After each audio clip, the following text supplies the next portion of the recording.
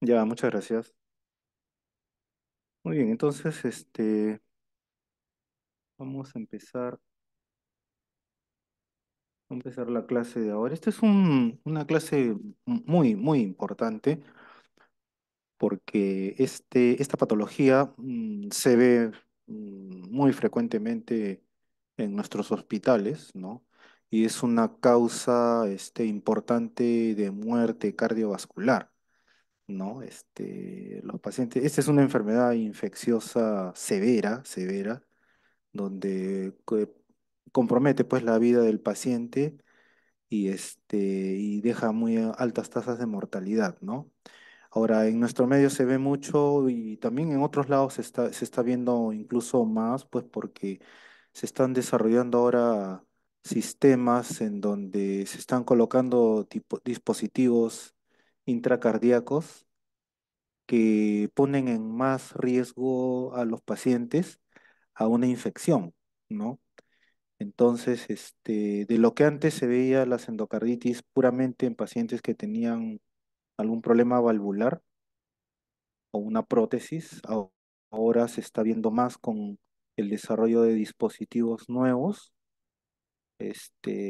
creados para, tratar las enfermedades cardíacas, ¿no?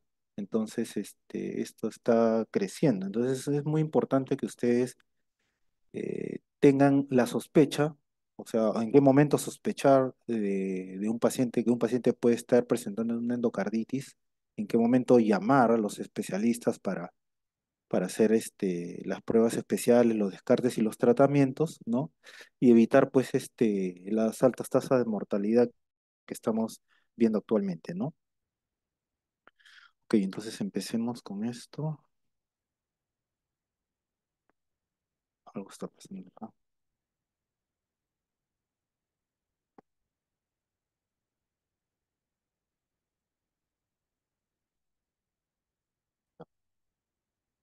Ok, entonces, bueno, la endocarditis infecciosa es un proceso de etiología usualmente bacteriana, ¿no? Pero también pueden haber otros gérmenes que infectan al corazón, como son los hongos, ¿no?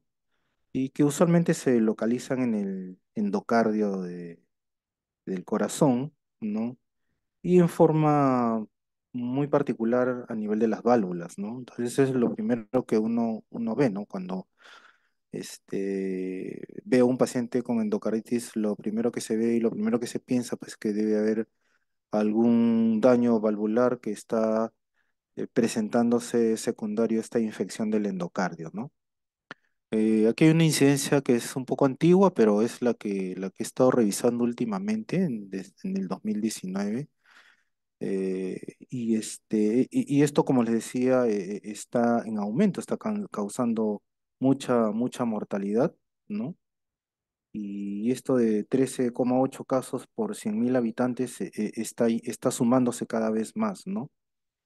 El otro problema que enfrentan este tipo de infecciones es la incrementada resistencia al antibiótico terapia que se está administrando, ¿no? Como ustedes van a ver más adelante cuando hagan el internado o cuando empiezan a hacer práctica clínica, van a ver cómo los antibióticos se están prescribiendo así a gran escala, ¿no? Sin ningún fundamento científico, ¿no? Entonces, ese problema también está ocurriendo no solamente en otras infecciones, sino en la endocarditis también, ¿no? Lo otro que les decía, ¿no? Que la población en riesgo está incrementándose, pues, ¿no? Porque cada vez se están inventando más dispositivos dentro del corazón y fuera del corazón, que está haciendo que los pacientes se pongan más en riesgo de tener una infección, ¿no? Y como les decía, pues, hay una alta mortalidad por esta patología, ¿no? Pues es necesario, saberla, tenerla presente, conocerla y sospecharla, ¿no? Bueno, estas son un par de fotos solamente para motivarlos, para que vean cómo la destrucción valvular que puede producir una endocarditis y la infección, digamos, localizada en las válvulas, los abscesos que se pueden presentar, ¿no? En esta válvula mitral, por ejemplo, ¿no? De esta pieza anatómica, ¿no? Y como les digo, es una enfermedad muy severa. Si el paciente sale vivo de la endocarditis, queda con mucha incapacidad, ¿no? Y otros obviamente se mueren, ¿no? Entonces, la endocarditis infecciosa se clasifica fundamentalmente en dos o tres, ¿no? Lo que más vemos nosotros son las endocarditis de válvula nativa y las endocarditis de válvula protésica. No vemos mucho endocarditis de drogas intravenosas porque acá no hay muchos drogadictos que utilicen este método, ¿no? Entonces, lo que más vemos en los hospitales son endocarditis de válvula nativa y los pacientes que han sido operados por algún problema valvular y que tienen una prótesis mecánica o biológica implantada en el corazón, ¿no? Entonces, básicamente estas dos, ¿no? Y dentro de la endocardititis nativa, la que más vemos es la subaguda, ¿no? Donde el paciente está más o menos alrededor de las 5 semanas de enfermedad, ¿no? De una infección lentamente larvada y que va empeorando la situación del paciente, ¿no?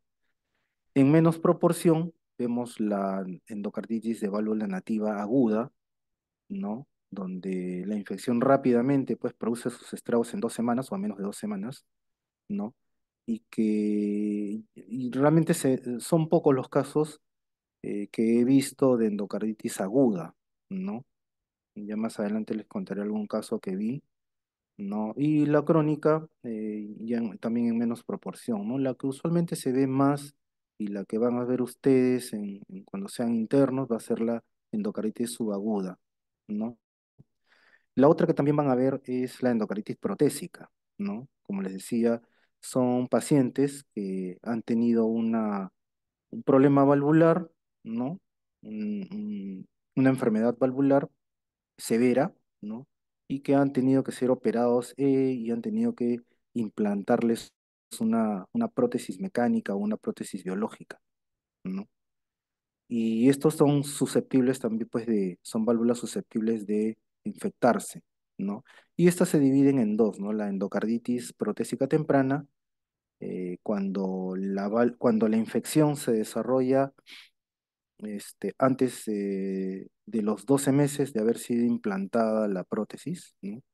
Y la tardía, la endocarditis de válvula protésica tardía, cuando la infección se produce después del año o después de los 12 meses en que se implantó la válvula protésica, ¿no? Entonces, más o menos así enfrentamos a grandes rasgos la endocarditis, ¿no?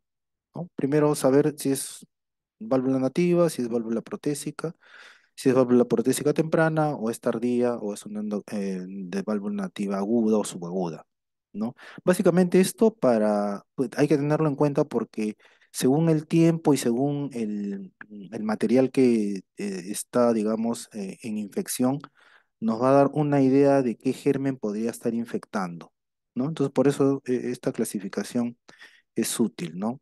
Y bueno, y finalmente las endocarditis de los drogadictos, ¿no? Que como les digo, acá no vemos, ¿no?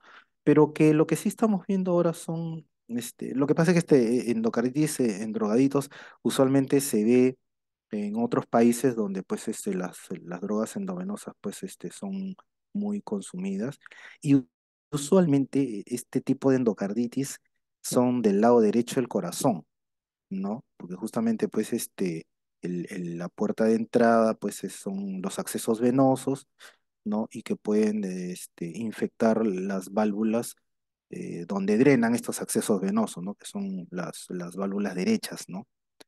Entonces, esa es la característica de esta endocarditis.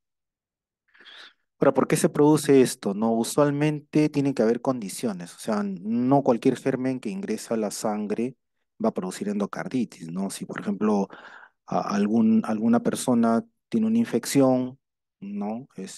No va a ser endocarditis, pues, ¿no? Entonces tienen que haber ciertas condiciones para que una bacteriemia pueda producir infección a nivel de las válvulas del corazón. Una de las condiciones que se haya o ocurra en el organismo un jet de alto flujo, ¿no? Por ejemplo, una válvula que esté severamente estenosada, ¿no? Como por ejemplo una estenosis aórtica severa, ¿no? Con una válvula pues deteriorada, calcificada, va a producir estos jets de alta velocidad, ¿no? Estos jets, por ejemplo, pueden medir 3 metros por segundo, 4 metros por segundo, es una gran velocidad, ¿no? Y esa fuerza de la velocidad es un condicionante para que los gérmenes, haya deterioro valvular, endocárdico y los gérmenes se puedan anidar fácilmente, ¿no? Y esto está concatenado con flujos, ¿no? De alta presión que discurren hacia una zona de baja presión, ¿no? Entonces, por ejemplo, un ductus arterioso, por ejemplo, que comunica la arteria pulmonar con la arteria aorta, por ejemplo, ¿no? Son flujos que van de un sitio de alta presión como la aorta a una zona de baja presión como la pulmonar, y esto genera pues altos gradientes, jets de alto flujo, ¿no? Estos altos gradientes de presión condicionan, o sea, todo esto condiciona a de que haya un lecho donde se pudieran alojar gérmenes, ¿no? Entonces, cuando ocurren, digamos, esas jets de alto flujo, de alta presión, eso podría producir lesión endotelial, ¿no? Acá todavía no hay infección, acá tienen la válvula con cierto grado de lesión endotelial, por esas generaciones de altos flujos, de altas gradientes, ¿no? Y en esa zona se empiezan a agregar las plaquetas, ¿no? Como mecanismo de defensa, ¿no? Y sobre esas plaquetas se puede también agregar fibrina, ¿no? Que tapiza, digamos, esa zona injuriada, ¿no? Entonces, hasta este momento, lo que tenemos es lo que se llama este, una vegetación o una endocarditis aséptica, ¿no? Una endocarditis no bacteriana, también se le llama, ¿no? eh, Porque acá el endotelio está lesionado, hay reacción plaquetaria, reacción con fibrina, entonces a esta le llaman una lesión no bacteriana o una endocarditis no bacteriana, ¿no? Y el paciente obviamente no tiene enfermedad, ¿no? Pero ¿qué pasa si en algún momento se produce una bacteriemia por alguna razón, por una infección de la piel, etcétera? Entonces, las bacterias empiezan a colonizarse en esa zona lesionada, en esa zona donde está con plaquetas y fibrina, y ya va a producir una vegetación donde hay gérmenes. Se van a colonizar los gérmenes acá, ¿no? Y va a producir ya el fenómeno de la endocarditis infecciosa con todos los problemas que pueden causar, ¿no? Y bueno, dependiendo pues del diagnóstico y del tratamiento, eso puede llegar a la cicatrización, ¿no? Y obviamente ya después habría que ver qué tipo de lesión valvular está quedando, ¿no?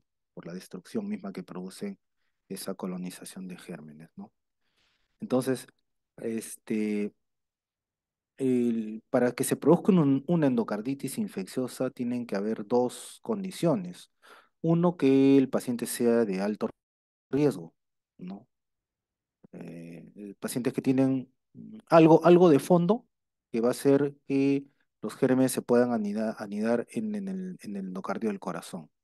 Y lo otro es la presencia de la bacteriemia, ¿no?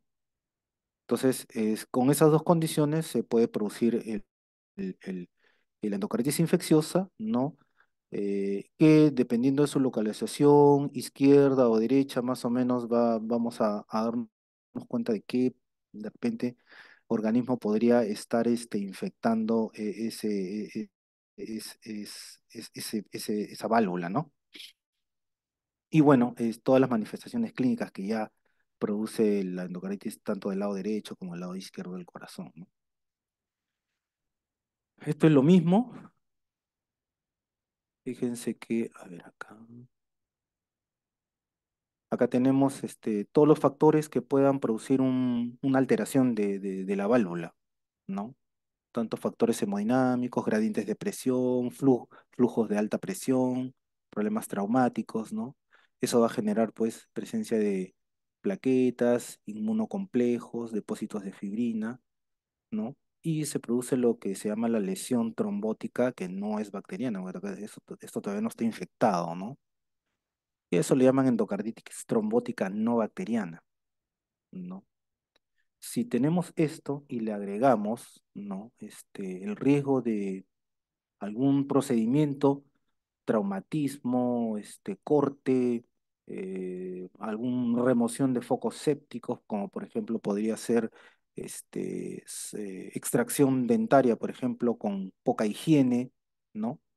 Sin antibióticos profilácticos, entonces eso va a producir pues una bacteriemia transitoria, ¿no? Y cuando se diseminan las bacterias por la sangre, se pueden colonizar en esta endocarditis trombótica no bacteriana, ya produciendo una vegetación séptica. Bueno, ya esta endocarditis abacteriana o no bacteriana ya se va a convertir en una vegetación infectada, ¿no? Y esta vegetación tiene dos efectos. Uno es que como se localizan en las válvulas, va a destruir la válvula, pues, ¿no? Destruye la válvula y se producen todas las manifestaciones cardíacas de la válvula que está afectada. Por ejemplo, si destruye la válvula aórtica, se va a presentar una insuficiencia aórtica severa. Si destruye la válvula mitral, una insuficiencia mitral severa, etcétera, etcétera, ¿no? Por otro lado, esta vegetación va a ser una bacteriemia que va a estar persistiendo, ¿no? Porque mientras no demos antibióticos, se van a replicar los gérmenes en esta vegetación, ¿no? Y van a producir todas sus manifestaciones, ¿no? Van a producir fenómenos extracardíacos, ¿no? Y, bueno, fuera de las manifestaciones cardíacas se puede producir pues esplenomegalia como reacción del res, vasculitis por inmunocomplejos, a nivel renal puede haber glomerulonefritis, ¿no? Puede haber, se pueden desprender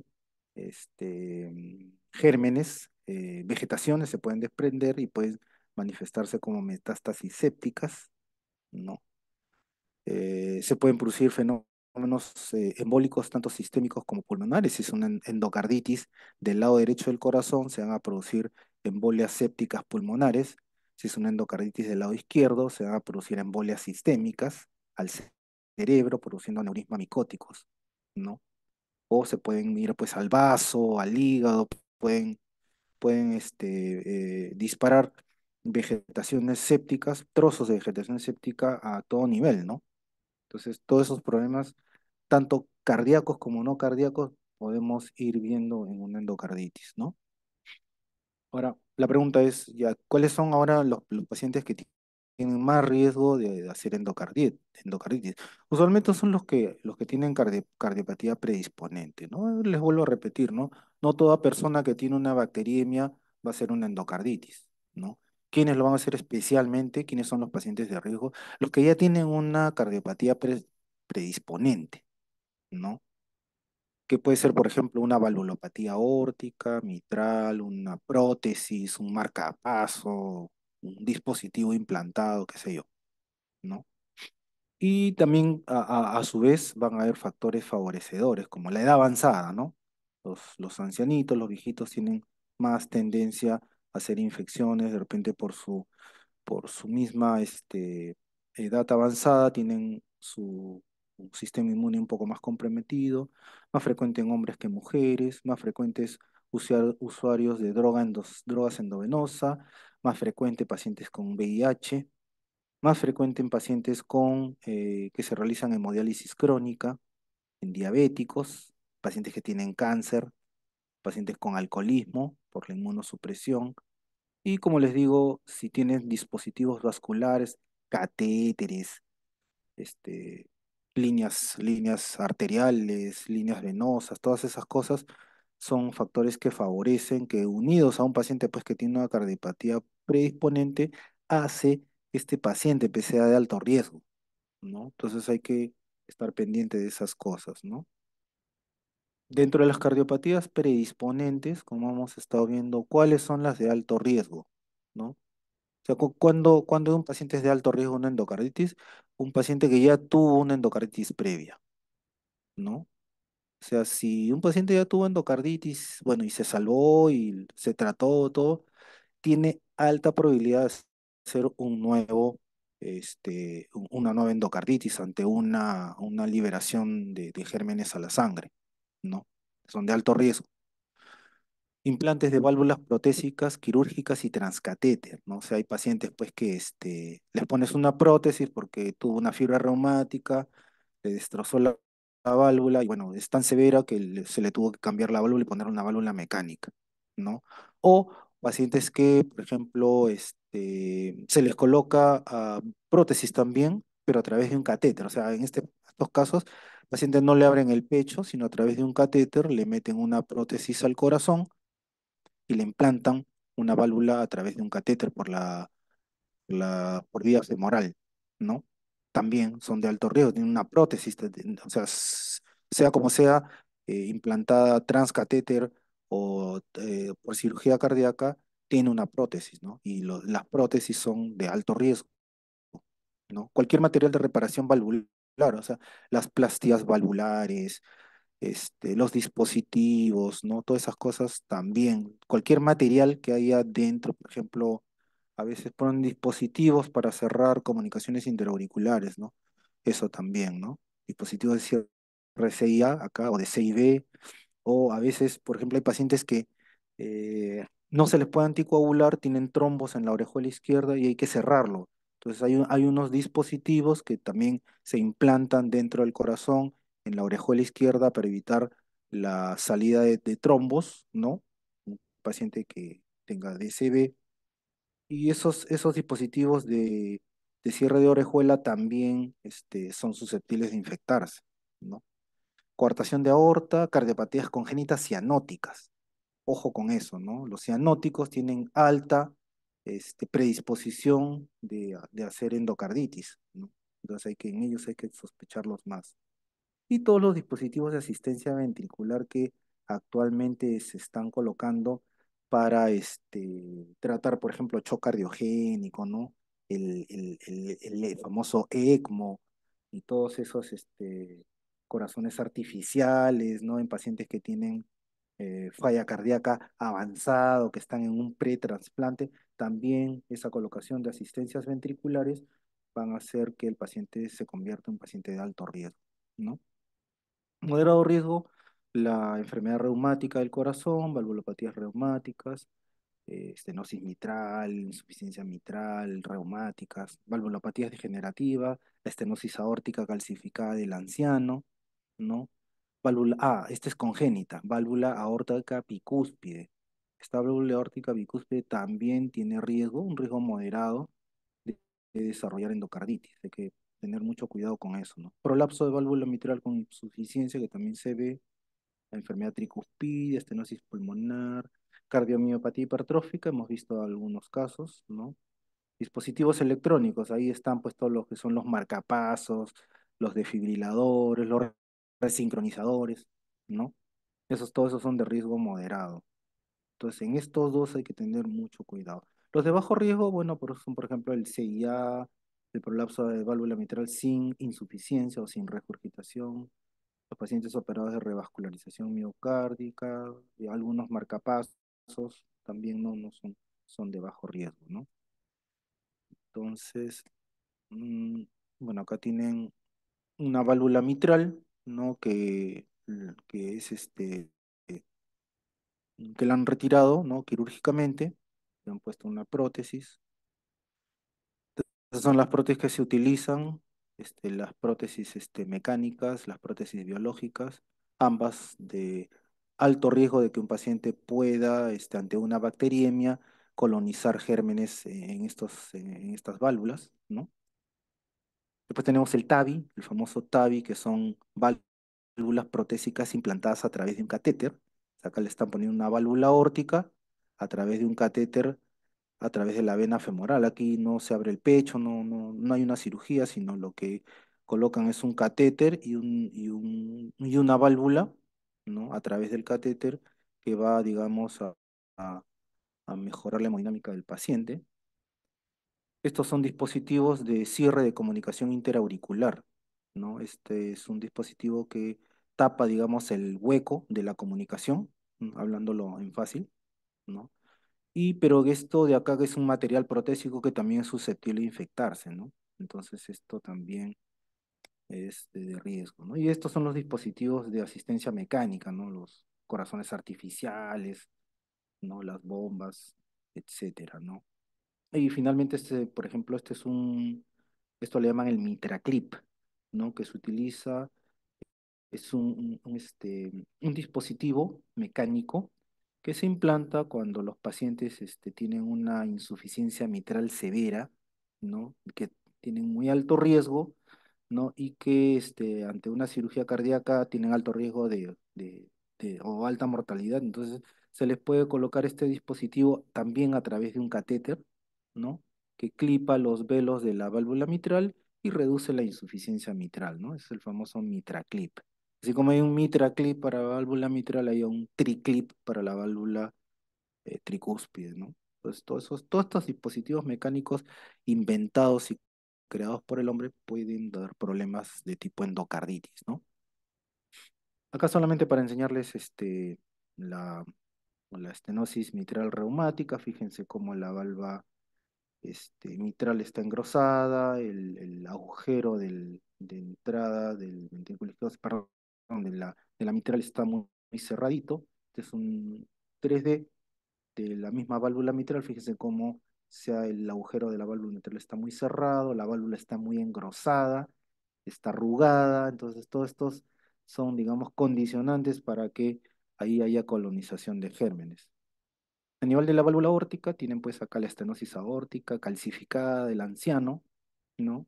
En la cual pues está deformada la válvula, no se abre bien, hay alta turbulencia, ¿no? Una válvula también deforme y que también podría ser susceptible de colonizarse, ¿no? Esta es una válvula congénita, esta es una válvula bicúspide.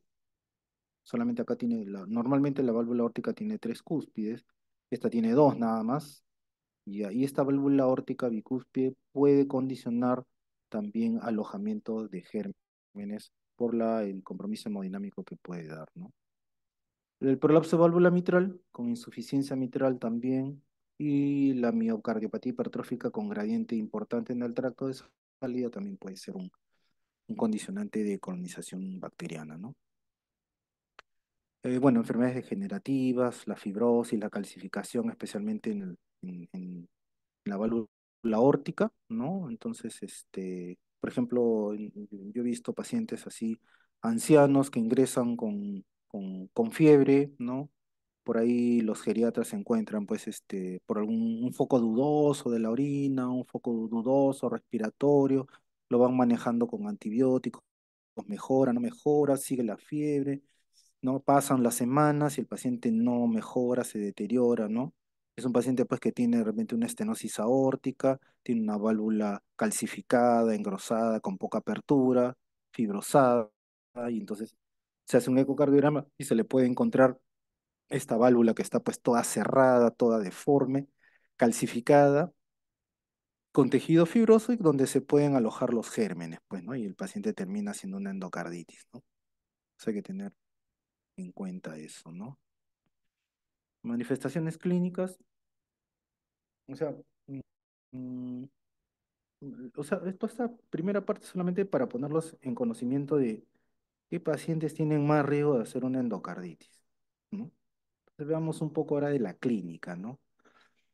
Más frecuente es ver endocarditis del lado izquierdo del corazón que del lado derecho, ya hemos visto, ¿no? Dentro de endocarditis de las válvulas del lado izquierdo, más frecuente en la mitral, en la aórtica un poco menos, y a veces se puede encontrar incluso endocarditis de ambas válvulas, mitral y aórtica, en un mismo paciente, ¿no? Más o menos frecuentes son de la válvula tricúspide o de la válvula pulmonar, ¿no? Ya son mucho menos frecuentes. Entonces, mm, las bacterias también vinculadas, actualmente para endocarditis infecciosa son estas dos, el estafilococo aureus y el streptococo, ¿no? En la mayoría de los casos, ¿no? Pero acá básicamente para decirles que el origen de la bacteriemia en mayor frecuencia es de afuera, ¿no? Es comunitaria pero también hay un porcentaje de que dentro del hospital se pueda producir también una diseminación bacteriana, o sea, lo que le llaman la endocarditis nosocomial, ¿no? Y más riesgo se ve, por ejemplo, en pacientes con hemodiálisis. Eso también se ve, ¿no? El paciente, los nefrólogos mandan al cardiólogo al paciente porque tiene fiebre, fiebre, fiebre. El paciente no se está hemodializando por fístula, sino lo están hemodializando por un catéter, ¿no?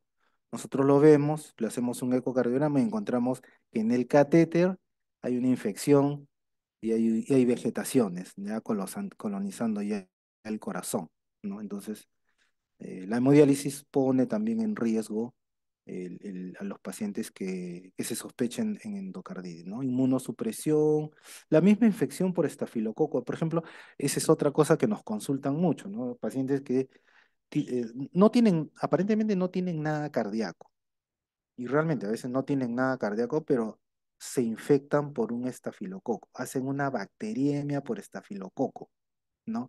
Y este germen es muy agresivo, ¿no? Es tan agresivo que puede colonizarse y destruir válvulas nativas normales, ¿no? Por la misma agresividad del germen, hasta una válvula normal la puede infectar y le puede desarrollar endocarditis, pero es solamente este germen, el estafilococo, es el más agresivo de todos. Entonces, por eso es de que cuando hay un paciente con bacteriemia por estafilococo, lo mandan al cardiólogo para destacar endocarditis, así el paciente no tenga soplo, no tenga anemia, etcétera, etcétera, ¿no? Lo que vamos a ver después, ¿no? Porque la bacteriemia por estafilococo ocasiona, fíjense, entre el 13 al 25% de las endocarditis. Entonces es una etiología muy importante, ¿no? Mm, Y bueno, en pacientes portadores de prótesis, bueno, ya sabemos que son de alto riesgo también, ¿no? Entonces, las manifestaciones clínicas tienen carácter multisistémico, el compromiso valvular, por un lado, el fenómeno de la embolización, como ya les dije, se pueden desprender pequeños émbolos infectados y diseminarse por el organismo, ¿no? La misma infección de la misma, o sea, la misma bacteriemia también va a producir todos sus efectos a nivel general, ¿no? Y las manifestaciones inmunológicas, en este caso, por ejemplo, lo que vemos más es el compromiso renal, ¿no? De la endocarditis que podría llevar al paciente a una insuficiencia renal y a una hemodiálisis, ¿no? Entonces, la vegetación puede producir como manifestación general sepsis, ¿no? Una infección generalizada, ¿no?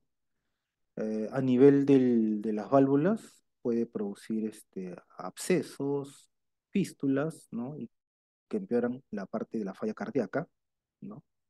Estas vegetaciones se pueden fragmentar y producen lo que son las embolias, tanto sistémicas o pulmonares, embolia sistémica si es del lado izquierdo y embolia pulmonar si es del lado derecho.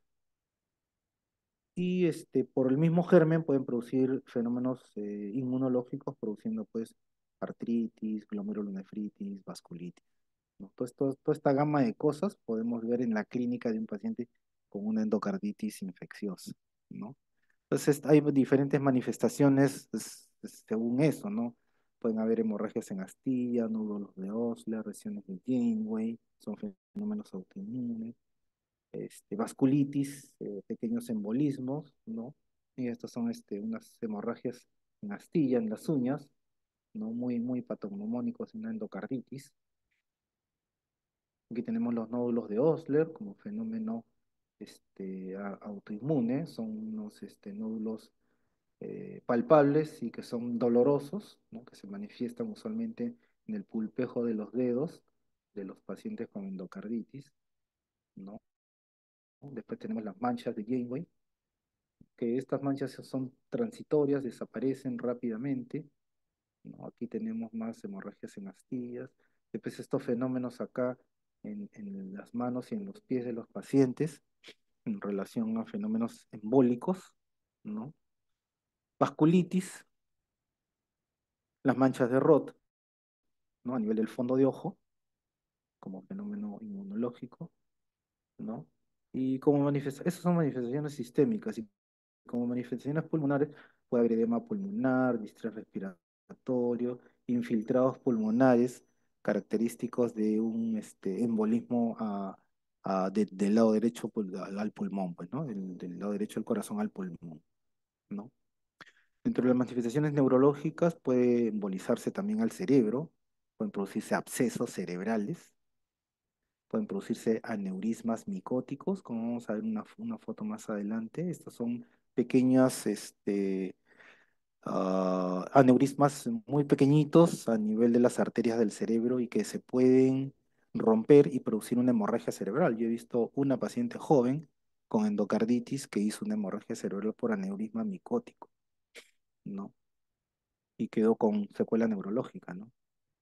Encefalopatía tóxica, meningitis, pues todos los problemas que pueden dar, ¿no? A nivel renal, insuficiencia renal por glomerulonefritis, embolias, embolias no solamente al vaso, al pulmón, sino puede haber embolia renal también produciendo hipertensión arterial, hematuria, ¿no?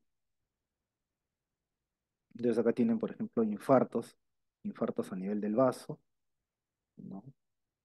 Acá pueden metástasis a nivel del cerebro. Aquí tienen lo que les decía, ¿no?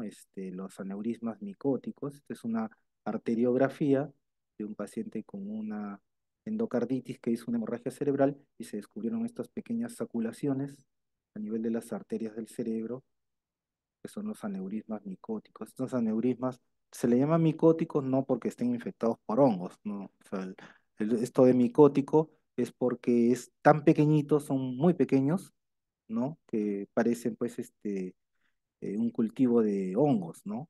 Pero es el vaso arterial que su parte más externa se ha dilatado, ¿no? Por la infección bacteriana, y estos aneurismas micóticos pueden romperse y ocasionar hemorragias intracerebrales, ¿no?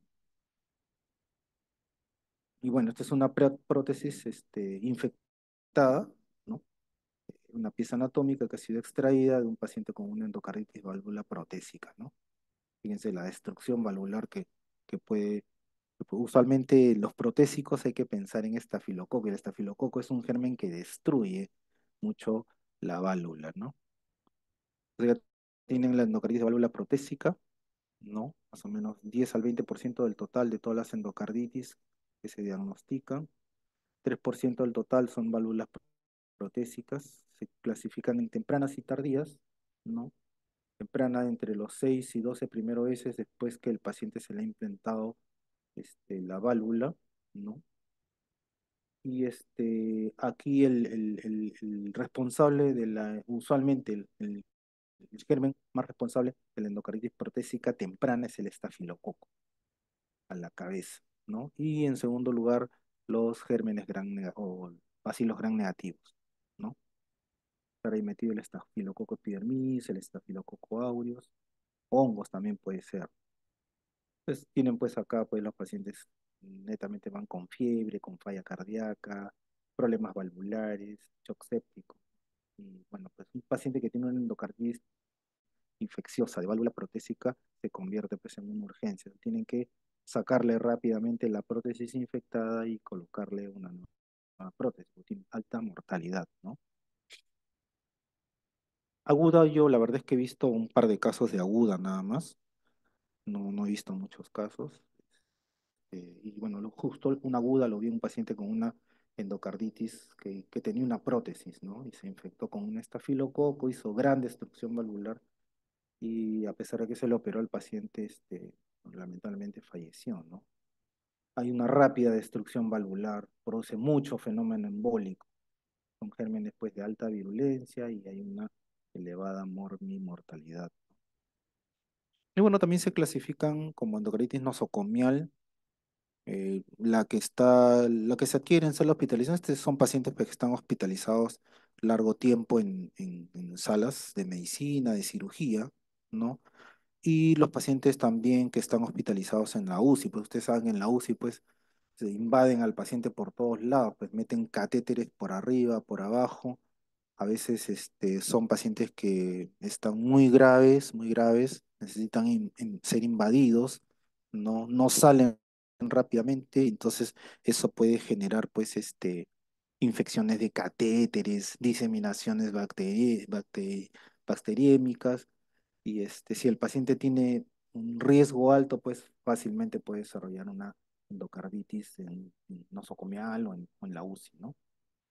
Como les digo, está relacionado directamente a procesos hospitalarios, son los catéteres venosos, catéteres arteriales, vías centrales, catéter de Swan-Ganz, las arteriografías, coronariografías, todo intervencionismo que se pueda desarrollar en un paciente que esté gravemente enfermo lo pone en riesgo para hacer una endocarditis, ¿no? Entonces, para decir que es una endocarditis nosocomial, se desarrolla un paciente que está hospitalizado más de 48 horas antes de la aparición de los signos de endocarditis, ¿no? Porque a veces el paciente puede entrar con fiebre y está trayendo la infección de su casa, ¿no? Bueno, y la no nosocomial lo comienzan antes de las 48 horas del ingreso, bueno, tiene sus características, ¿no? Factores de riesgo para la no nosocomial, edad avanzada, la prolongada estancia en ambientes hospitalarios, pacientes diabéticos, ya que tienen valvulopatías previas, prótesis, que tienen procedimientos invasivos, los han metido catéteres por todos lados, dispositivos intravasculares, y que hayan producido bacteriemias, ¿no? Todas esas cosas conllevan a que dentro de una sala de hospitalización pueda provocarse una endocarditis. Miren cómo la incidencia de endocarditis se puede desarrollar, por ejemplo, en pacientes que tienen vía venosa central en la mayoría, catéteres periféricos, o sea, que no son centrales, ¿no? Y catéteres de línea arterial, ¿no? Entonces, la presencia de un catéter, sea pues venoso, sea arterial, sea central, sea periférico, condiciona que un paciente pueda tener una endocarditis nosocomial o en la UCI, ¿no? Entonces, para la sospecha en general de la endocarditis, este, perdón, para el ser el diagnóstico, uno, la sospecha clínica. ¿En quién vamos? Ya saben ustedes en quién sospechar, ¿no? Paciente pues que tenga una condición cardíaca clínica previa, ¿no? Una válvula, una prótesis, no sé, un defibrilador, que tenga algo implantado, ¿no? Algo que altere pues la hemodinámica del paciente, ¿no? Entonces, uno es sospecharlo, ¿no? Sospechar quién tiene alto riesgo, quién es de moderado riesgo, quién se produjo la bacteriemia, etcétera, ¿no? Entonces, aislar el germen, pues, ¿no? Echamos clínicamente tenemos que aislar un germen y lo otro es hacer estudio de imagen, o sea, identificar la vegetación, ¿no? Entonces, con estas tres cosas, usualmente se hace el diagnóstico de endocarditis, ¿no? Bueno, la fiebre, pues, es un componente importante para el diagnóstico de endocarditis. No es un criterio mayor, pero usualmente es como uno empieza a pensar en endocarditis, ¿no? Cuando el paciente tiene fiebre, y no se le encuentra, pues, el foco aparente, pues, no, se le busca en la orina, no tiene nada, la placa de tórax es normal, no tiene heridas, no tiene puertas de entrada, pues sigue con fiebre y fiebre, ¿no? Entonces, fiebre persistente y especialmente de origen desconocido hacen sospechar de endocarditis infecciosa. No, no cualquier fiebre, pues, ¿no? O sea, una fiebre persistente, o a veces pues llegan a las interconsultas a los servicios, entonces el paciente con 2 días de fiebre, ¿no? Tiene una prótesis aórtica, descartar endocarditis. Pues con 2 días de fiebre, pues no vamos a descartar una endocarditis. Lo que hay que hacer es primero buscarle un foco, pues, ¿no? De repente tiene una infección urinaria, una infección pulmonar, una bronquitis, no sé, pues, a buscarle alguna causa de fiebre, ¿no? Y bueno, si no se encuentra y sigue, persiste la fiebre, bueno, ahí sí plantear la posibilidad, pero con 2 días de fiebre, pues, vamos a plantear una endocarditis, ¿no? Esto es importante, pero la verdad es que yo a veces uno no, no es muy confiable realmente, ¿no? Porque usualmente los pacientes por la rapidez a veces de ingresar a un paciente no los examinan, ¿no? Entonces no se sabe si el paciente ya tuvo un soplo antes o está desarrollando un nuevo soplo. A veces es un poco difícil saber. Pero bueno, es un elemento que también podría ayudar. Embolias de origen desconocido, sepsis de origen desconocido, glomerulonephritis y hematuria acompañante a una fiebre, sí también pueden hacer pensar en endocarditis, ¿no? Entonces, esta fiebre más un paciente de alto riesgo, bueno,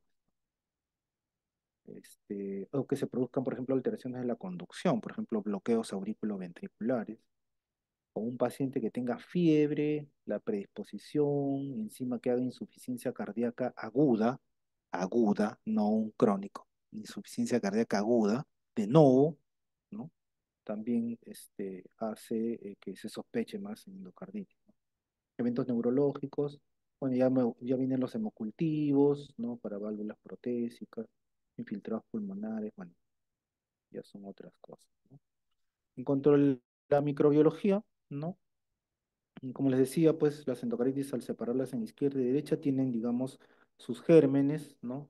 También, aparte viene el de la válvula protésica, aparte el del usuario de droga endovenosa con HIV y finalmente los pacientes con cultivos negativos, ¿no? Entonces acá tienen una revisión que todavía es un poco antigua, pero que todavía más o menos se maneja, ¿no?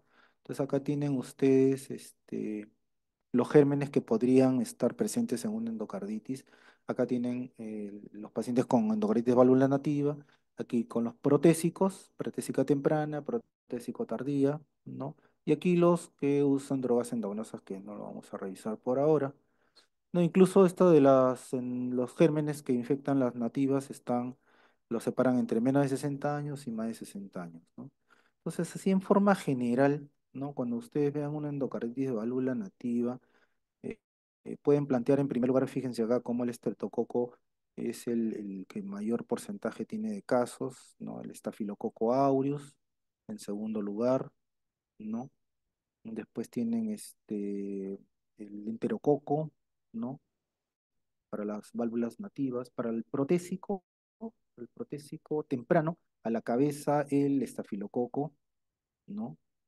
Tanto coagulasa positivo como coagulasa negativo como el estafilococo aureus, ¿no? Y después los gram negativos, ¿no? Y para la protésica tardía es más o menos similar al paciente con válvula nativa, ¿no? Digamos a grandes rasgos para que más o menos interpreten y tengan una idea, ¿no? Esto es también lo mismo, más o menos es la misma secuencia, ¿no? Acá tienen la endocarditis de válvula nativa, aquí la protésica, en la endocarditis nativa, digamos, más recientemente, el estafilococo le está ganando al estreptococo, ¿no? Y en la válvula protésica también el estafilococo está tomando. O sea, en otras palabras, y ya para los años 2000 para adelante, el estafilococo le está ganando en incidencia de endocarditis al estreptococo, tanto en la válvula nativa como en la protésica, ¿no? Es una incidencia en un hospital de acá de Lima, ¿no? Creo que es del INCOR, ¿no? Donde cual se muestra acá, pues, el mayor porcentaje de pacientes con endocarditis fue el estafilococo, fíjense, ¿no? Y en segundo lugar el estreptococo, ya, como les digo, ya para nuestros días, eso está cambiando un poco, ¿no? Pero estos son los esquemas terapéuticos que utilizaron, ¿no? Y y bien, bueno, esto es más o menos el resumen, ¿no? Ya, lo otro importante es que cuando uno sospecha de una endocarditis y hace hemocultivos, el resultado, o sea, para hacer el diagnóstico de la endocarditis tiene que ser un germen que sea compatible con endocarditis infecciosa, según las estadísticas que estamos viendo. A veces sales gérmenes medio raros, ¿no? Que a veces uno ni conoce el nombre. Entonces hay que dudar de que ese germen sea de repente el causante de la endocarditis, salvo que salgan pues los hemocultivos persistentemente positivos, ¿no? Dos hemocultivos, tres hemocultivos, cuatro, y un germen raro, bueno, pues ahí sí hay que creer, pero usualmente un solo hemocultivo con un germen raro no hace el diagnóstico, tiene que ser un germen ¿no? O un hallazgo microbiológico consistente con endocarditis, o sea, Staphylococcus aureus, Staphylococcus, Streptococcus viridans, Staphylococcus coagulasa negativa o Streptococcus fecalis en la mayoría de los casos, ¿no? Y bueno, con imágenes hay que documentar pues que haya una vegetación, pues, ¿no? Con una insuficiencia valvular por destrucción valvular o otras complicaciones o una prótesis, ¿no? Que tenga problemas, ¿no? Para eso utilizamos el ecotranstorácico, el transesofágico y otros dispositivos, o perdón, otros máquinas que estén ayudando desde el punto de vista imagenológico a diagnosticar la vegetación, ¿no? Bueno, estos son los criterios para endocarditis, ¿no? Y a la cabeza pues están los criterios mayores, los criterios menores. Los mayores está pues el cultivo positivo de un microorganismo consistente en endocarditis infecciosa y la imagen positiva, ¿no? Que puede ser un ecocardiograma, transesofágico, transtorácico, una tomografía, un SPECT, etcétera, ¿no? Y entre los criterios menores están pues condiciones predisponentes, la fiebre, fenómenos embólicos, problemas inmunológicos, evidencia microbiológica no consistente, entonces ustedes pueden hacer la sospecha clínica con dos criterios mayores, tienen el diagnóstico definitivo, un criterio mayor con tres menores o cinco menores como definitivo, ¿no? Y con este puntaje también puedes utilizar endocarditis posible o endocarditis que prácticamente está descartada, ¿no? Entonces esos tres puntos pueden acercarse usted con los criterios de diagnóstico, ¿no? Esto es lo mismo y un poquito más grande. Acá está como le decía, ¿no? Para, para clasificar la endocarditis según los criterios modificados de Duke, tienen que tener dos criterios mayores como definitivo, uno mayor y tres menores, o cinco menores para hacer diagnóstico de endocarditis definitiva. Posible, está en la nebulosa, está entre los dos y el, digamos, descartado, ¿no? Donde no tiene ningún criterio, ¿no? Eso también es lo mismo. Ahora, el electrocardiograma realmente no ayuda para hacer el diagnóstico. Lo único que puede mostrar el electrocardiograma es el tipo de sobrecarga por la valvulopatía pues, que está presentando el paciente, ¿no? Lo que sí puede ayudar y que los libros describen, y lo vi una vez en un paciente con una endocarditis, es que este electrocardiograma que está en ritmo sinusal, ¿no? Bruscamente haga un bloqueo aurículo-ventricular de tercer grado. Ojo con eso, ¿ah? Si ustedes tienen un paciente con una endocarditis, está con fiebre, no está yendo bien y bruscamente hace un bloqueo aurículo-ventricular completo en su electrocardiograma, ese paciente tiene un absceso del anillo. Ya eso sí está descrito y yo lo he visto una vez en mi vida. Un paciente con una endocarditis que ingresaron para darle tratamiento endovenoso, no iba bien el paciente y bruscamente hace un bloqueo de completo, hace una falla cardíaca tremenda y se muere el paciente, ¿no? Este paciente lo más probable es que haya tenido un absceso del anillo aórtico, ¿no? El plaquetórax ayuda más que todo, bueno, pues a ver la congestión, de repente descartar algún foco neumónico, ver metástasis este, pulmonares del endocarditis y bueno, el fenómeno de la congestión también, ¿no? Pero básicamente acá el estudio de imagen que ustedes tienen que procurar hacer es el ecocardiograma, que puede ser transtorácico, transesofágico, y en prótesis usualmente utilizar transesofágico, porque en prótesis pues no es muy clara la imagen cuando hace un transtorácico, ¿no? Entonces el eco tiene un valor importante siempre en la sospecha clínica, pacientes con criterio, bueno, es un criterio mayor para el diagnóstico junto con los hemocultivos. Otra cosa que ayuda el eco es que te ayuda en decidir si este paciente tiene que entrar rápidamente a cirugía, ¿no? Y también ayuda en complicaciones, ¿no? Entonces tiene una buena sensibilidad para detectar vegetaciones y haciendo un transesofágico aumenta el grado de sensibilidad para detectar vegetaciones endocárdicas, ¿no? Ahora, ojo con esto, un estudio negativo, o sea, un transtorácico, negativo no excluye una endocarditis. Ojo, si hay mucha sospecha, ¿no?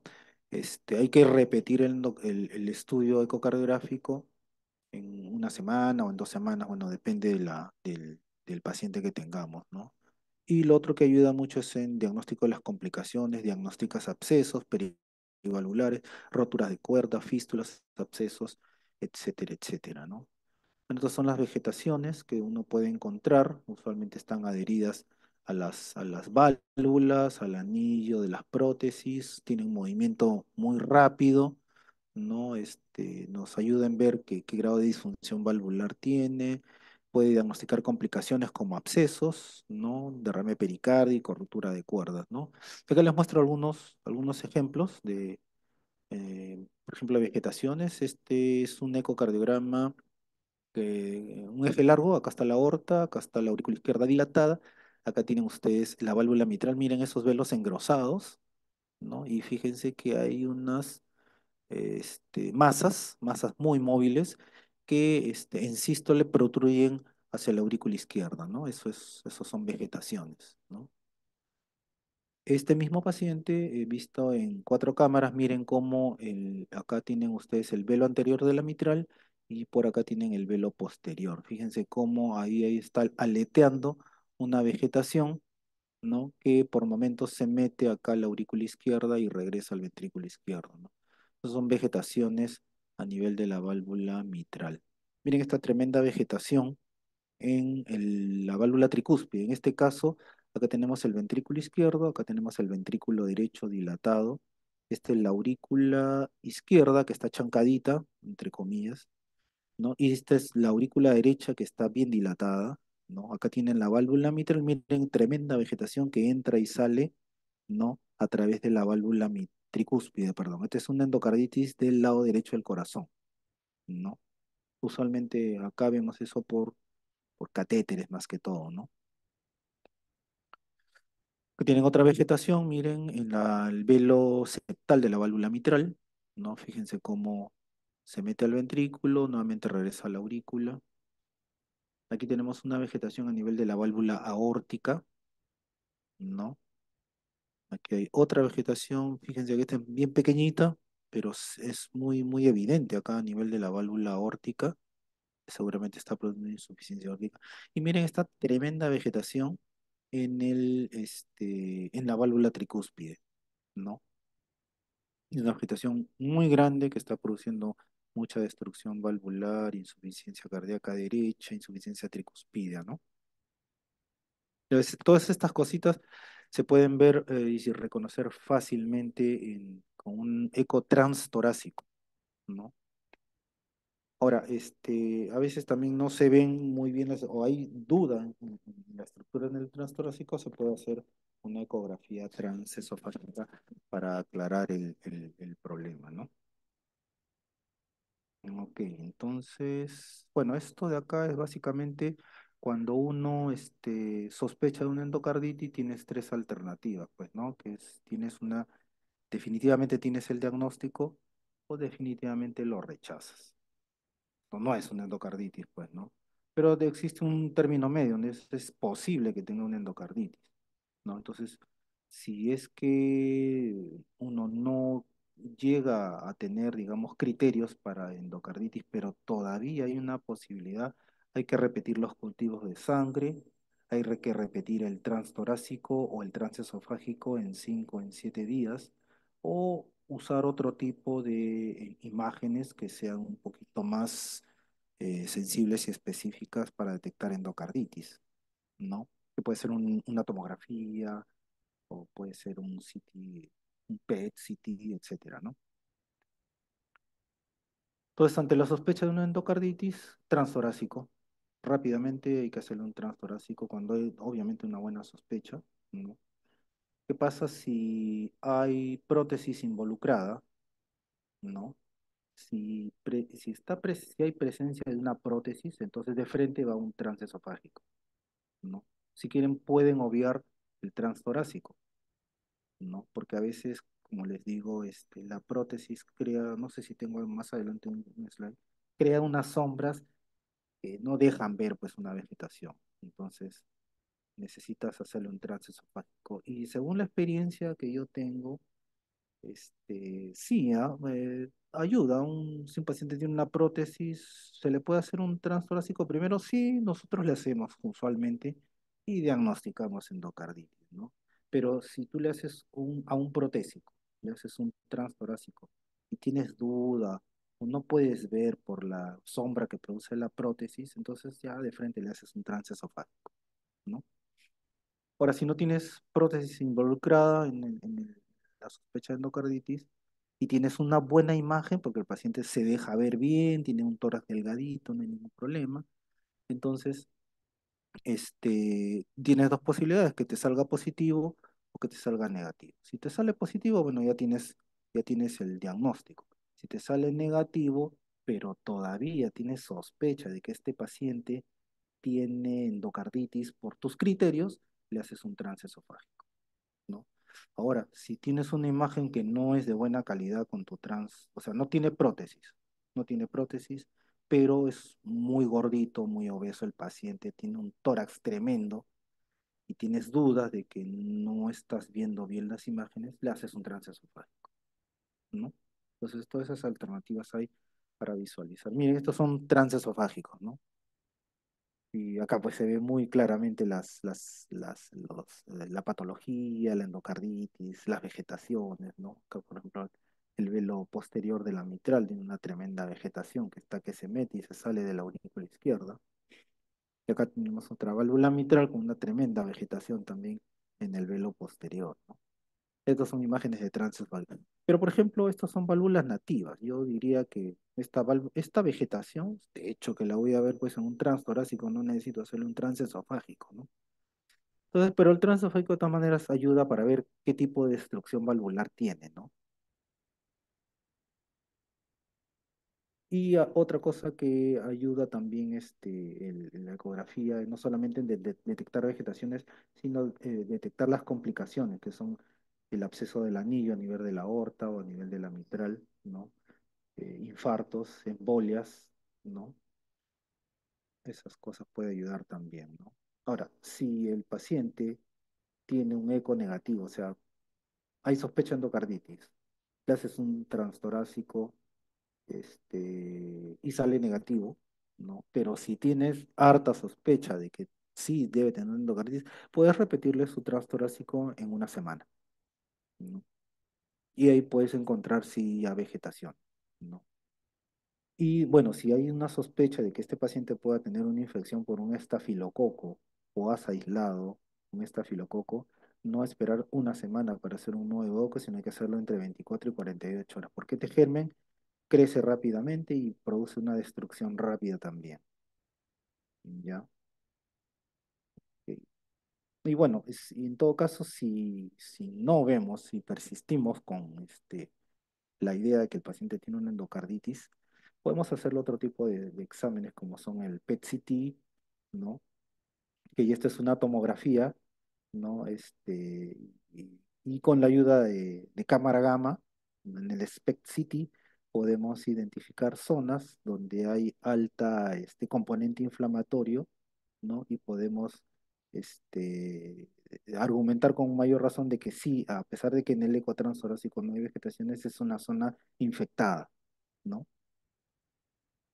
Acá, por ejemplo, es un marcapaso que está infectado, es detectado por el PET-CT, ¿no? Que no se detectó con el ecocardiograma, ¿no? Este, bueno, hay complicaciones extracardíacas del endocardio, no solamente en la parte del corazón, no puede el paciente tener insuficiencia renal, ¿no? Y hay pacientes que hacen tanta falla renal que incluso tienen que entrar a hemodiálisis, ¿no? Y hemos tenido varios casos con prótesis, perdón, con endocarditis aórticas que van mal, y el paciente hace injuria renal, insuficiencia renal, glomerulonefritis por la misma enfermedad. Encima le estamos metiendo antibióticos que son nefrotóxicos. Encima le estamos dando furosemida para secarlo, entonces el paciente termina en insuficiencia renal aguda y tiene que entrar en hemodiálisis, ¿no? Pero felizmente que en lo común es reversible, ¿no? Estos son, bueno, son piezas anatómicas del vaso, ¿no? Entonces, les recomiendo que lean esta última guía del 2023 de endocarditis, ¿no? Para que vean más o menos cómo se está tratando actualmente, ¿no? No ha cambiado mucho, realmente hay algunas cosas que sí, hay algunos cambios. Por ejemplo, este es uno de ellos donde ya la endocarditis no solamente la trata el cardiólogo, ¿no? Sino es todo un grupo. Hay un grupo que le llama el grupo de la endocarditis.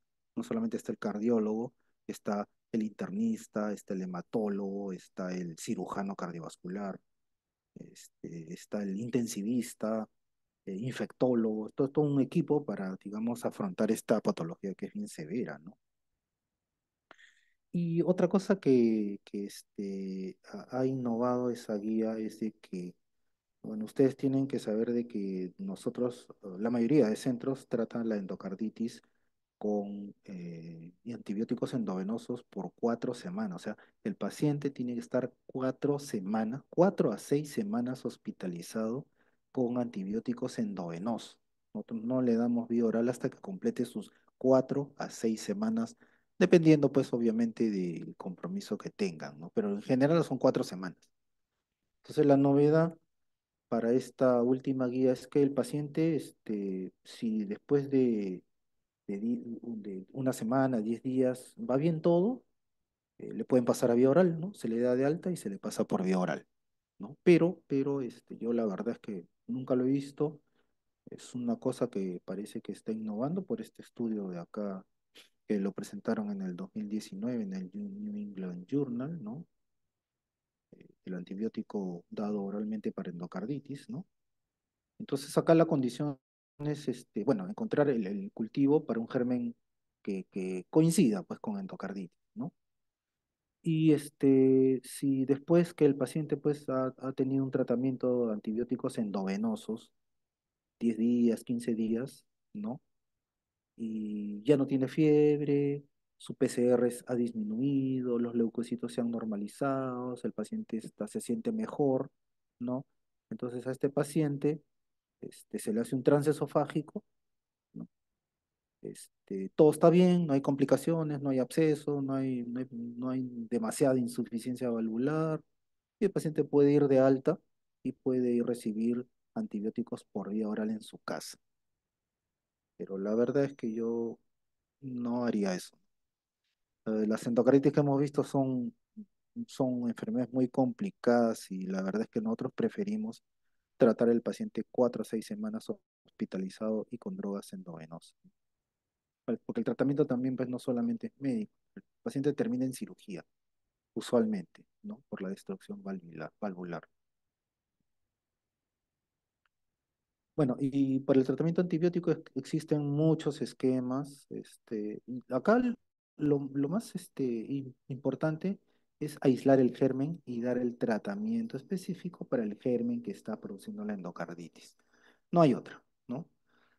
Pero mientras salen los cultivos, nosotros tenemos que dar un tratamiento empírico inicial, estando ya pues con o sea, el paciente ya tiene el diagnóstico, ¿no?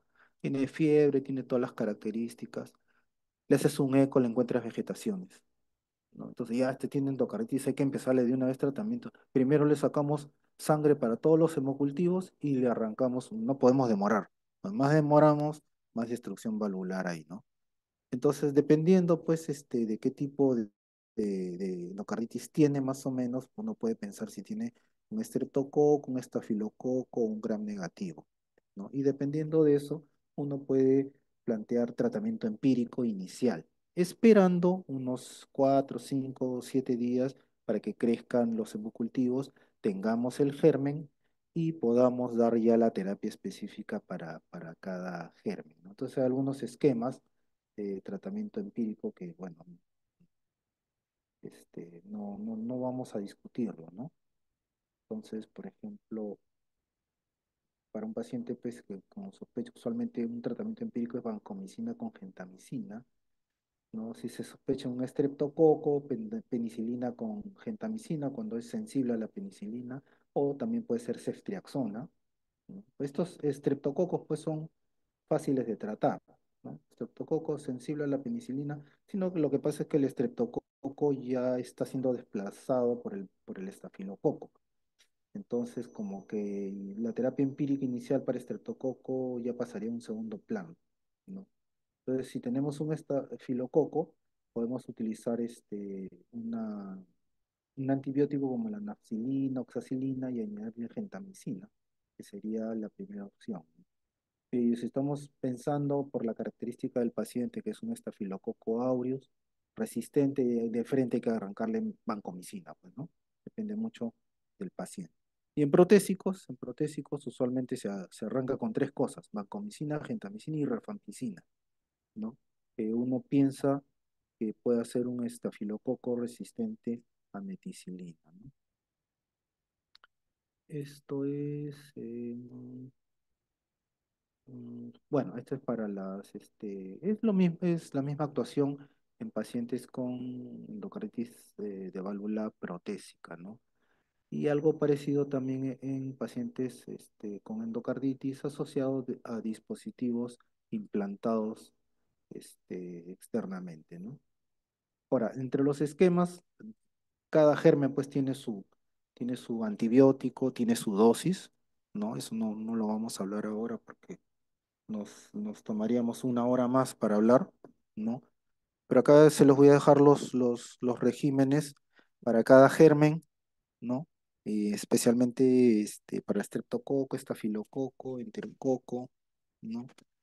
Y en alérgicos, obviamente, ¿no? Y tenemos para estreptococo bovis, sensible a penicilina, para el estreptococo beta hemolítico, que es el más fácil de tratar, digámoslo, con penicilina y gentamicina, o solamente con ceftriaxona, o ceftriaxona con gentamicina, ¿no? Neumococo, neumococo resistente, este es para enterococo, ¿no? Y estas son para los estafilococos, ¿no? Sensibles a meticilina y los resistentes, ¿no? Usualmente lo que más vemos nosotros son estafilococos resistentes a meticilina. Y ahí tenemos que darle definitivamente vancomicina, ¿no? Válvula protésica, ya habíamos hablado, cefalotina, gentamicina y rifampicina, que hay tres cosas, y más si es un estafilococo resistente, ¿no? Bueno, para gram negativos, tenemos esta serie de genes. La verdad es que yo he visto muy aisladamente endocarditis por gram negativos, ¿no? Más vemos por gram positivos. Y bueno, son regímenes pues para tratamiento empírico, ¿no? Antes, digamos, de que obtengamos la, este, el cultivo positivo con el germen, ¿no? Y el antibiograma, ¿no? Este es un esquema para endocarditis por hongos que muy aisladamente se ve. Yo habré visto pues unos 4 o 5 casos en toda mi vida. Y son endocarditiס severas, ¿no? Esta es la evolución de las vegetaciones. 30% desaparecen después del tratamiento antibiótico. 18% pueden disminuir de tamaño. Pero fíjense, casi la mitad permanecen con las mismas vegetaciones, ¿no? No se reducen de tamaño, ¿no? No, muchas veces nos dicen, doctor, necesitamos una nueva ecografía, pero si ya tiene diagnóstico de endocarditis. No, queremos ver si las vegetaciones se han reducido. O sea, es bien difícil que se reduzcan las vegetaciones, ¿no? Por esto de acá, ¿no? Incluso pueden aumentar de tamaño, ¿no? Y eso indica que la evolución no es buena. Ahora, ¿qué pasa si le estamos dando un tratamiento adecuado, pero el paciente sigue con fiebre, ¿no? Entonces hay que ya buscar complicaciones, ¿no? Abscesos, fístulas, vegetaciones más grandes, problemas renales, embolia, o sea, todo lo que sean pues complicaciones hace de que el paciente tenga una evolución tórpida, ¿no?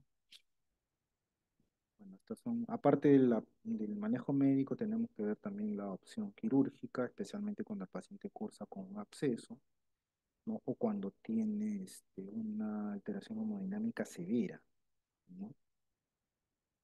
Pero el cirujano es bien difícil que entre cuando un paciente está en plena endocarditis, ¿no? Ellos prefieren de que se trate al paciente 4 a 6 semanas esté en buenas condiciones y ya después que ha pasado la infección, se puede operar el paciente. Es bien raro que un cirujano entre en una endocarditis cuando está en plena etapa activa. Es un pleito realmente entre el cardiólogo y el cirujano cardiovascular, porque hay pacientes que necesitan operarse ya mismo, ¿no? Y no podemos estar esperando a que pues mejore, ¿no? Yo he visto un caso de un paciente con una endocarditis protésica, ¿no? Severa, donde la prótesis pues bailaba dentro de la aorta, ¿no?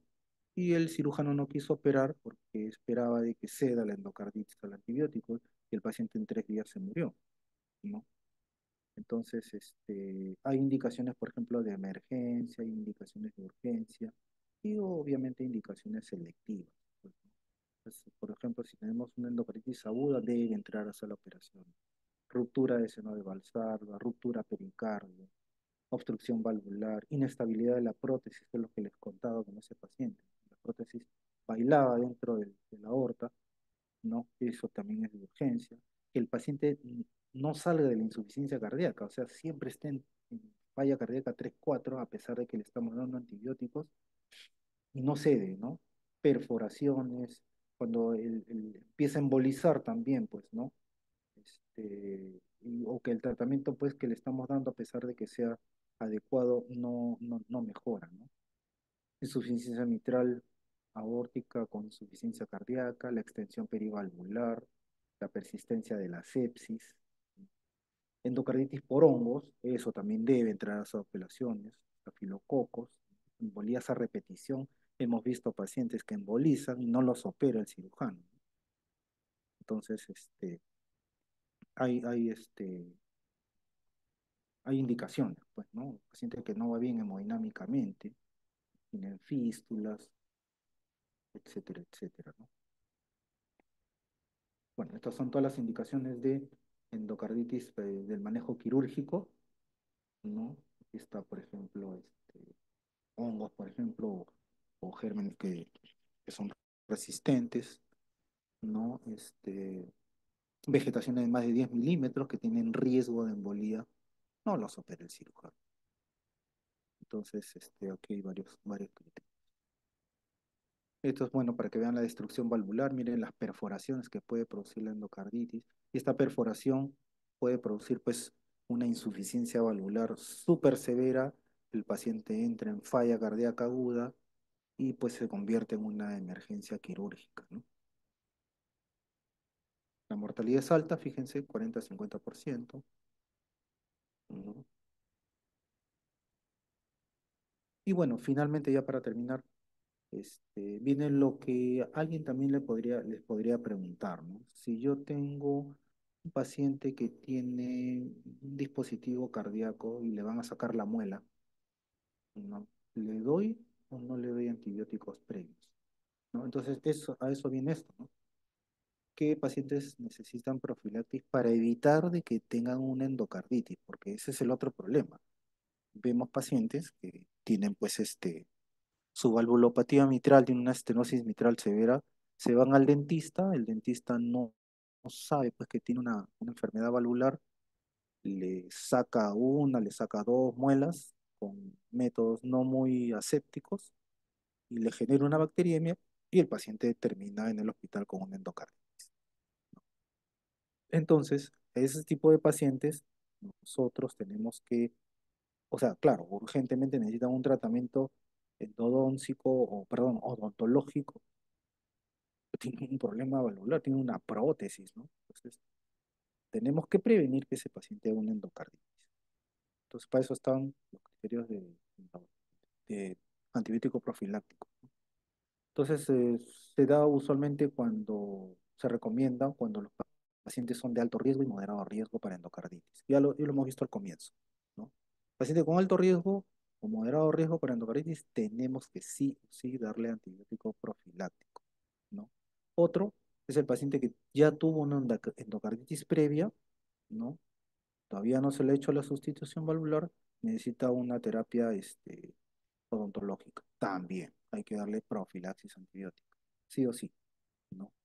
En pacientes con prótesis, sea, todo paciente con prótesis, recomiéndele que tome antibióticos antes del procedimiento, ¿no? Después pacientes con, por prótesis ópticas implantadas tras catéter, también prótesis valvulares, ¿no? Todo paciente con cardiopatía congénita cianótica también debe entrar con profilaxis antibiótica, ¿no? ¿Qué más?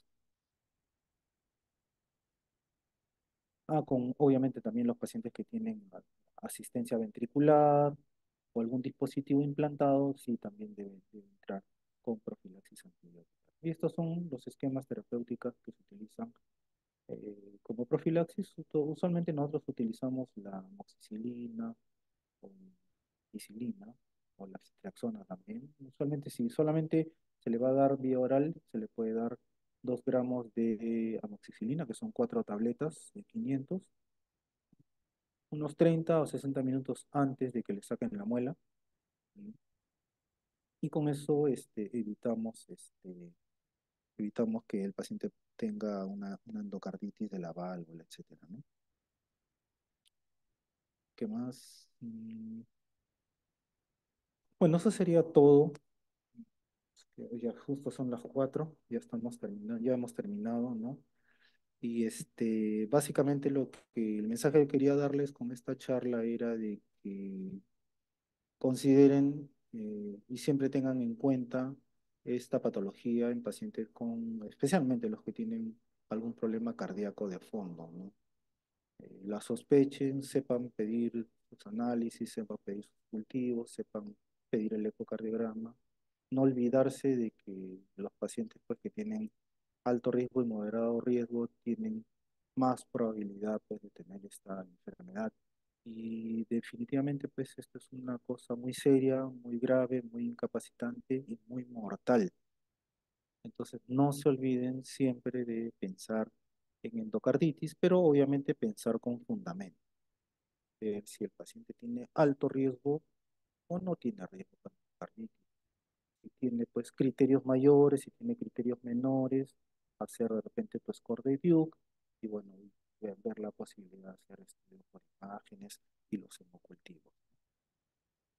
Muy bien, no sé si tengan alguna pregunta.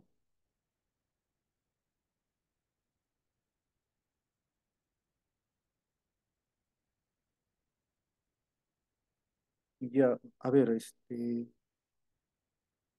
Camila está diciendo de que repita lo del jet de alto flujo. Ya, lo que pasa es de que este, los jets de alto flujo pueden producir algunas alteraciones a nivel del endotelio.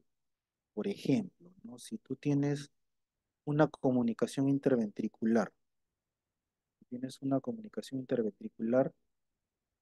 la presión del ventrículo izquierdo es, por ejemplo, la presión sistólica, por ejemplo, vamos a suponer que sea 100 de presión sistólica del ventrículo izquierdo. Y la presión del ventrículo derecho es 20.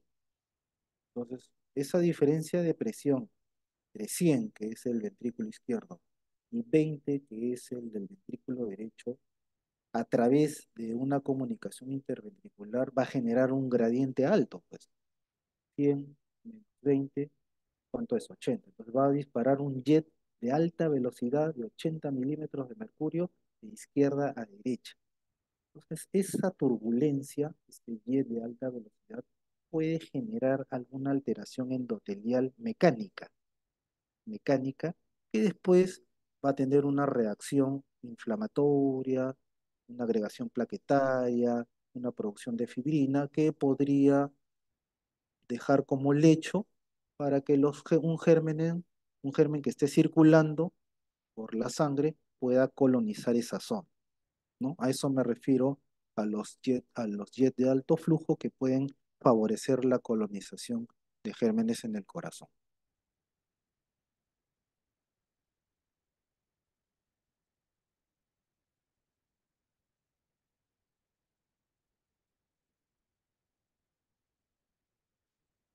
¿Qué otra pregunta, jóvenes?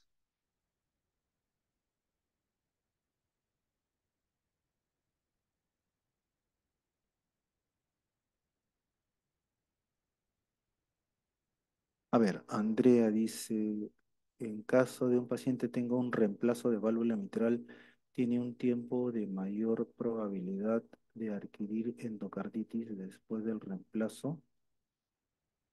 No, o sea, ah, no, el hecho de tener una prótesis, eh, en todo el tiempo que lleve la prótesis, siempre va a tener una posibilidad de adquirir una endocarditis, porque la prótesis es un material extraño, un material que no es nativo, no es del cuerpo, ¿no? Es ese material extraño, este, está presente todo el tiempo que tiene la prótesis y por lo tanto este paciente tiene riesgo de hacer endocarditis en cualquier momento de su vida mientras tenga esa prótesis. Lo que pasa es de que nosotros dividimos en protésica temprana y protésica tardía en relación al germen, ¿no? Más que todo. Pero, o sea, la temprana y la tardía al final son endocarditis y puede ser en cualquier momento de que el paciente ya ha tenido la sustitución valvular.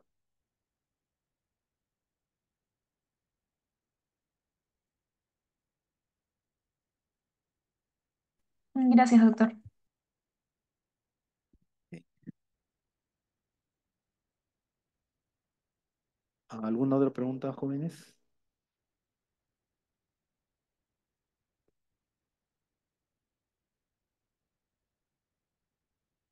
Doctor, disculpe, usted había mencionado que uno de los patógenos más comunes en la endocarditis para los pacientes protésicos eran los estafilococos, ¿verdad?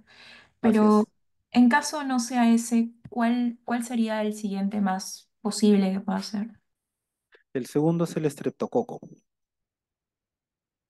Segundo es el estreptococo. El tercero es el enterococo. Y sí, más o menos en esa proporción, ¿no?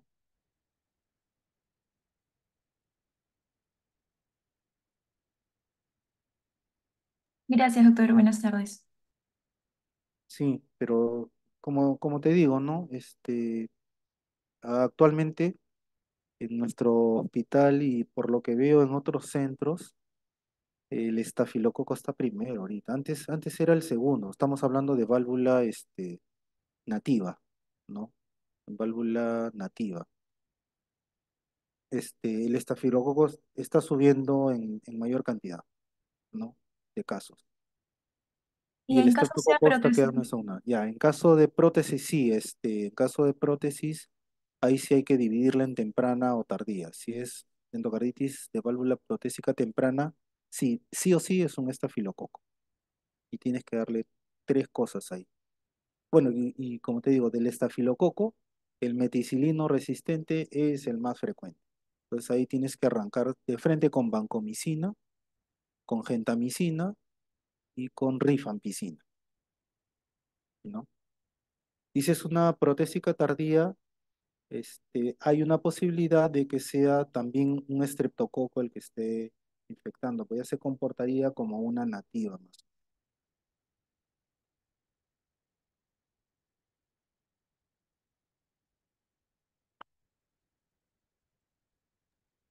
Listo, doctor. Muchas gracias. Ok, muy bien, chicos. Espero que no los haya aburrido. Es una charla un poco larga. Hay un montón de cosas de hablar de endocarditis, pero más o menos ese es el resumen, ¿no? El resumen que deben tener en cuenta, tanto para la sospecha, para el diagnóstico y y la utilidad de de los estudios de imágenes, ¿no? Ahorita, pues, la ayuda, los equipos de ecocardiografía están mejorando tanto las imágenes que ya no se te escapa, pues, una endocarditis, ¿no? Salvo que sea, pues, un material implantado dentro del corazón, ¿no? Y que no lo puedas ver bien ni con el transesofágico, porque incluso el transesofágico tiene tanta buena resolución, tanta buena imagen, que no se te escapan las endocarditis con un trance esofágico, ¿no? Obviamente tiene que ser también, la contraparte es que sea pues un ecografista que tenga bastante experiencia, ¿no? Eso, más un equipo de alta resolución, los diagnósticos salen por ahí, ¿no? Y ya es un poco más difícil pues hacer otro tipo de exámenes, ¿no? Pues tomografía, un scan SPECT con tomografía, etcétera, etcétera, ¿no? Que ya son cosas que nosotros no tenemos, pues que eso tienen los gringos.